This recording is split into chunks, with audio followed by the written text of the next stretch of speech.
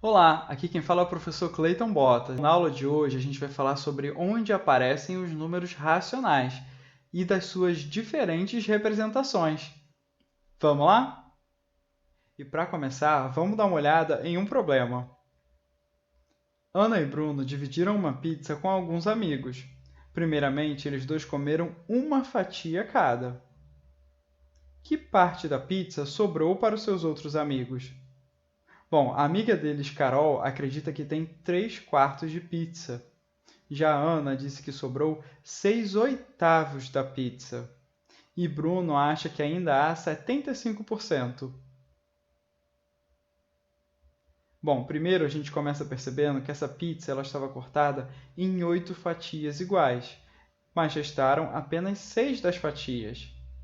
Então, a gente pode representar ela como uma fração, com o denominador 8, que é a quantidade de fatias iguais que a pizza havia sido dividida.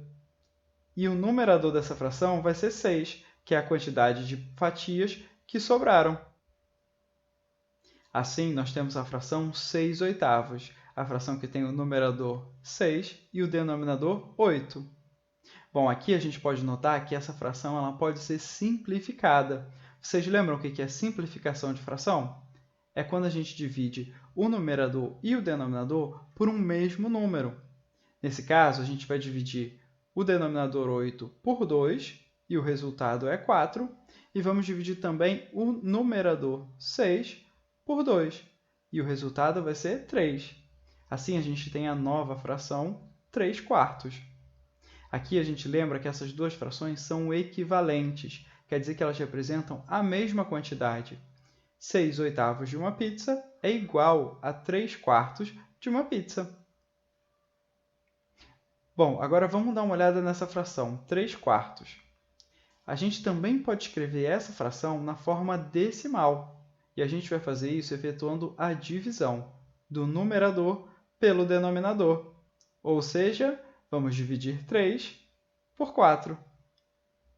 Para começar essa divisão, a gente precisa acrescentar o zero e a vírgula no quociente e o zero do lado do 3, porque o 3 é menor que o 4, então no começo a gente não consegue dividir. Mas agora a gente tem 30 divididos por 4, e essa conta a gente sabe fazer. A gente procura na tabuada do 4 um número próximo do 30. Nesse caso, 7 vezes 4 é 28.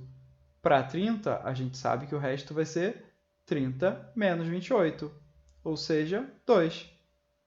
Aqui a gente adiciona um outro zero do lado do 2 para continuar a divisão. Logo, a gente tem 20 dividido por 4, e o resultado é 5, pois 5 vezes 4 é 20.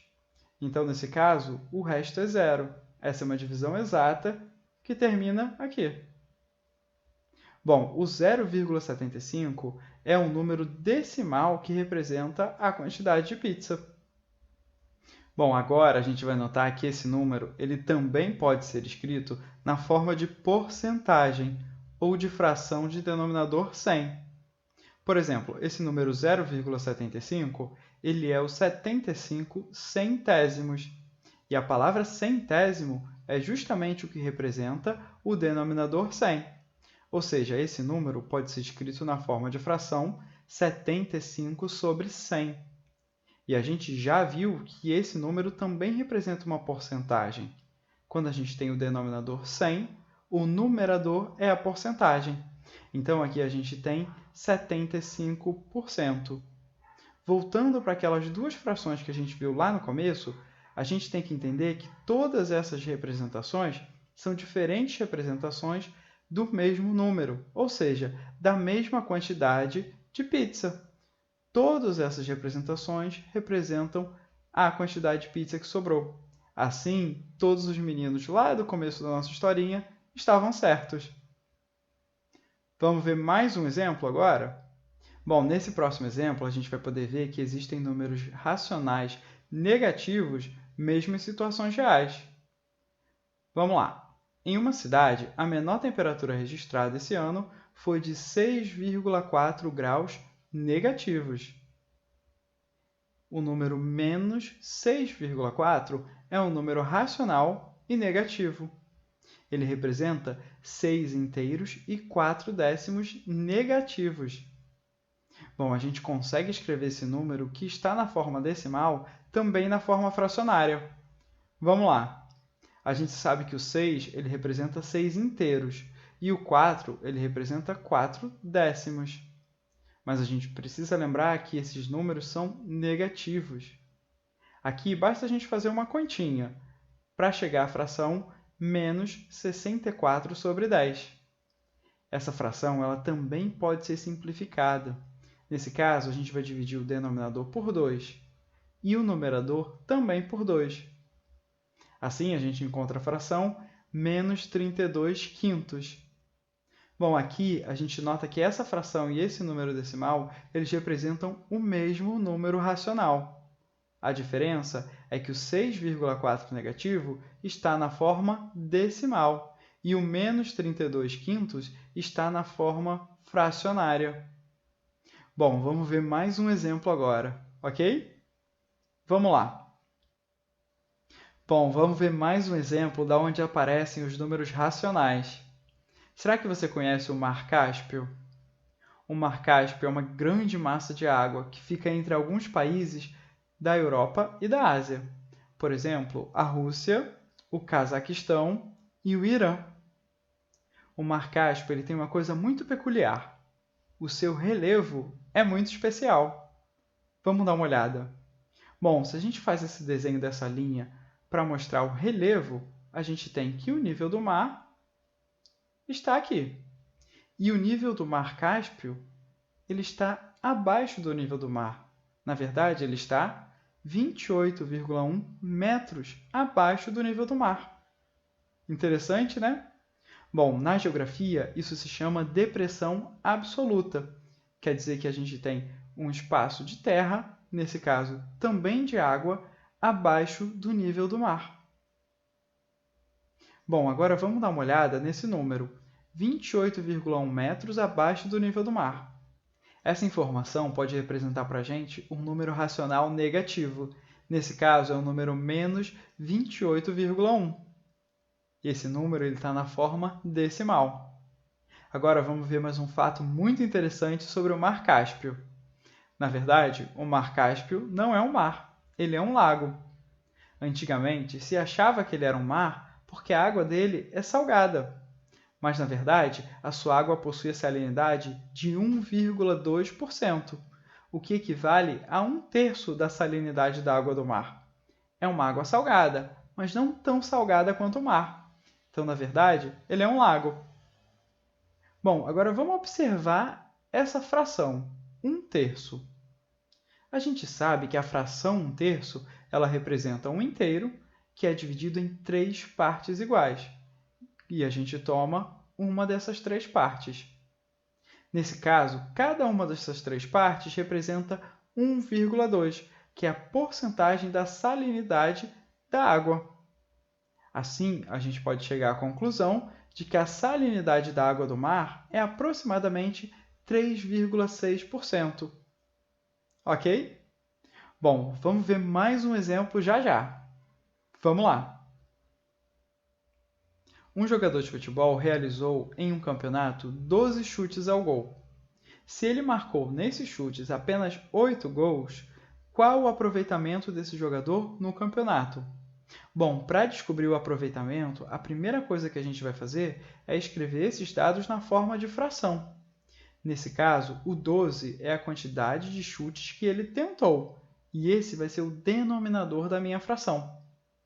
Já o numerador vai ser o 8, que é justamente a quantidade de gols que ele conseguiu fazer nesses 12 chutes. Ou seja, ele acertou 8 gols em 12 tentativas. Essa fração ela pode ser simplificada, e a gente já viu como faz isso. Basta dividir o numerador e o denominador pelo mesmo número. Nesse caso, a gente vai dividir os dois números por 4. Assim, a gente tem a fração 2/3. Essa fração ela já está simplificada, ela está na forma mais simples. Porém, a gente pode dividir o numerador pelo denominador para chegar à forma decimal dessa fração. Vamos lá! A gente vai dividir 2 por 3. Para começar essa conta, a gente vai colocar o zero e a vírgula no quociente, e o zero do lado do 2, porque o 2 era menor que o 3. Eu não conseguia dividir. Agora eu tenho 20, e eu faço 20 dividido por 3. Basta olhar na tabuada do 3, e a gente descobre que 6 vezes 3 é 18, é o número mais próximo do 20. Assim, de 20 para 18, a gente tem o resto igual a 2. Aqui a gente coloca um outro zero do lado do 2 e continua a divisão. Nesse caso, os valores vão se repetir. A gente vai ter 6 no quociente e 6 vezes 3 é 18. Para 20, sobram 2 novamente. Bom, eu acho que aqui vocês já perceberam o que vai acontecer. A gente vai colocar o zero de novo e a gente vai ter novamente o quociente 6 e o resto 2. A gente já viu esse tipo de número. Esse número é uma dízima periódica. Nesse caso, o algarismo 6 vai se repetir infinitamente na parte decimal desse número. A gente escreve ele assim, 0,6666, e a gente coloca reticências, esses 3 pontinhos, para mostrar que o número não termina. Todas as infinitas casas decimais serão iguais a 6. Esse número é chamado de dízima periódica. Bom, uma dízima periódica é um número na forma decimal. Então, quer dizer que a gente pode também transformar ele em porcentagem. Mas, nesse caso, a gente vai usar uma porcentagem aproximada. Lembra que na porcentagem a gente vai usar só as 2 primeiras casas decimais, que são as casas dos centésimos, que tem a ver com a porcentagem. Ou seja, nesse caso, a gente vai ter a porcentagem 66,6%. Lembra que é aproximadamente, ou seja, ele tem um aproveitamento de aproximadamente 66,6% dos seus chutes ao gol. E aí, vocês gostaram da aula de hoje? Vamos relembrar, na aula de hoje a gente viu as diferentes representações dos números racionais. A gente viu também que existem números racionais negativos, e mesmo esses podem ser escritos na forma de fração e na forma decimal. A gente viu também as porcentagens, que na verdade são frações de denominador 100. Bom, para essa aula era só isso. Eu vejo vocês na próxima. Tchau, tchau e até lá!